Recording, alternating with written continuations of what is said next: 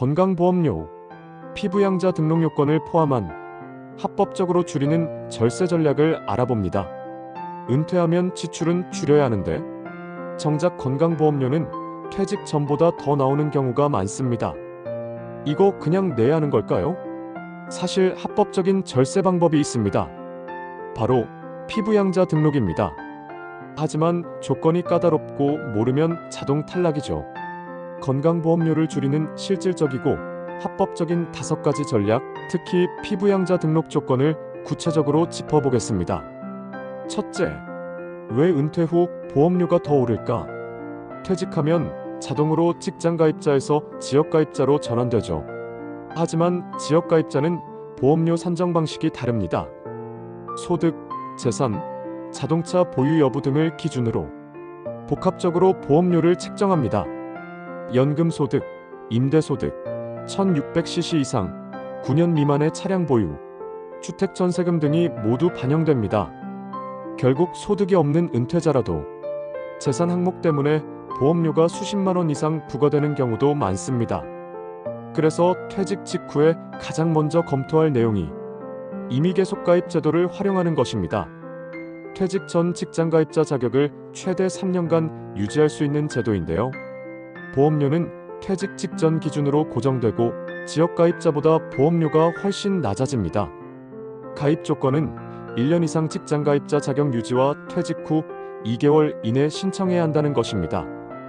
이걸 놓치면 자동으로 지역가입자가 되고 그때부터 보험료가 훅 올라가 버립니다. 둘째, 건강보험료를 영원으로 피부양자 등록. 그 다음으로 살펴볼 전략은 바로 자녀의 직장건강보험에 피부양자로 등록하는 방법입니다. 피부양자가 되면 건강보험료는 영원, 즉 한 푼도 안 냅니다. 하지만 조건은 까다롭습니다. 건강보험 피부양자가 되기 위한 요건은 크게 2가지입니다. 1. 부양관계. 직장가입자의 배우자, 직계존속비속, 그리고 일정 조건을 만족하는 형제자매 등이 해당됩니다. 형제자매는 미혼 또는 만 30세 미만, 65세 이상 또는 장애인, 국가유공자 등일 경우에만 피부양자 등록이 가능합니다. 2. 소득 요건.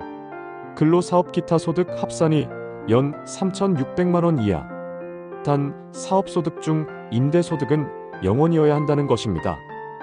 여기서 가장 많은 분들이 걸리는 것이 바로 임대소득입니다. 임대소득이 영원이 아니면 어떻게 되나? 예를 들어 설명해 볼게요.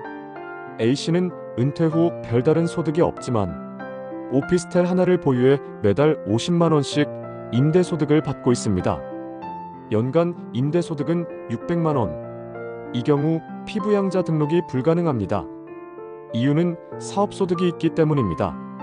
설령 연 2천만 원 이하라서 세법상 분리과세 대상이라 하더라도 건보공단 기준에서는 사업소득 존재로 보기 때문에 피부양자에서 바로 탈락됩니다.